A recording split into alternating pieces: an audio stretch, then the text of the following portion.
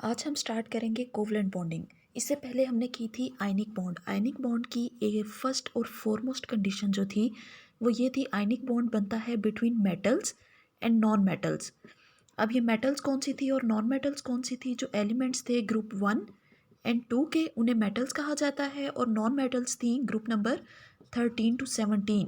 जब भी इन दो मेटल्स और नॉन मेटल्स के दरमियान रिएक्शन होगा तो हमेशा आयनिक बॉन्ड बनेगा। यानी एक मेंबर ग्रुप 1 या 2 से होना चाहिए और दूसरा मेंबर ग्रुप 13 to 17 में से जितने भी ग्रुप्स हैं उनमें से कोई एक एलिमेंट। तो जो बॉन्ड बनेगा वो आयनिक बॉन्ड होगा। लेकिन कोवलेंट बॉन्ड किस वक्त बनता है? वो बनता है between the elements of group 13 to 17। यानी दोनों के दोनों एलिमेंट्स, पॉजिटिव वाला भी और नेगेटिव वाला भी, वो दोनों 13 to 17 के अंदर से होने चाहिए। अब ग्रुप 13 to 17 के एलिमेंट्स जब आपस में बॉन्डिंग करते हैं तो वो कोवलेंट बॉन्ड कहलाता है। और कोवलेंट बॉन्ड कैसे बनता है? उसमें इलेक्ट्रॉन्स को शेयर किया जाता है।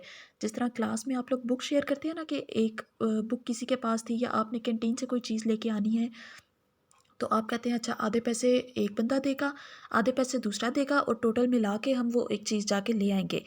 तो इसी तरह से कोवलेंट बॉन्डिंग में भी हाफ इलेक्ट्रॉन्स एक एटम देता है, हाफ इलेक्ट्रॉन्स दूसरा एटम देगा, और जो बॉन्ड बनेगा उसे कोवलेंट बॉन्ड कहा जाएगा। लेट्स सपोज मैं एग्जांपल देती हूँ यहाँ पे हाइड्रोजन की। अच्छा, ग्रुप 1 एंड 2 की मैंने बात की थी कि वो मेटल्स हैं, लेकिन उनमें हाइड्रोजन एक्सेप्शनल केस है। हाइड्रोजन नॉन मेटल है, हाइड्रोजन मेटल के तौर पे एक्ट नहीं करता।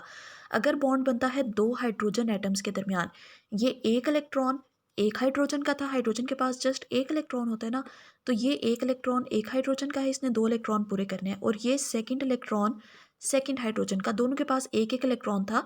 इन दोनों ने ये सोचा कि हम एक दूसरे के नज़दीक आ जाते हैं और आपस में बॉन्डिंग कर लेंगे। ये दोनों इलेक्ट्रॉन्स आपस में शेयर कर लेते हैं। जब इलेक्ट्रॉन शेयर हो जाएंगे तो इस हाइड्रोजन का डुप्लेट भी कंप्लीट, यानी इस हाइड्रोजन ने भी कहना है ये दोनों इलेक्ट्रॉन्स मेरे हैं, और जो दूसरा हाइड्रोजन है वो ये कहेगा कि ये दोनों इलेक्ट्रॉन्स मेरे हैं। तो इस तरह से जो बॉन्ड बनेगा उसे बोलेंगे कोवलेंट बॉन्ड। अब कोवलेंट बॉन्डिंग में आपका जो सेकंड पैराग्राफ है वो है about the energy changes. Covalent bond में energy changes most important point है। क्या होगा?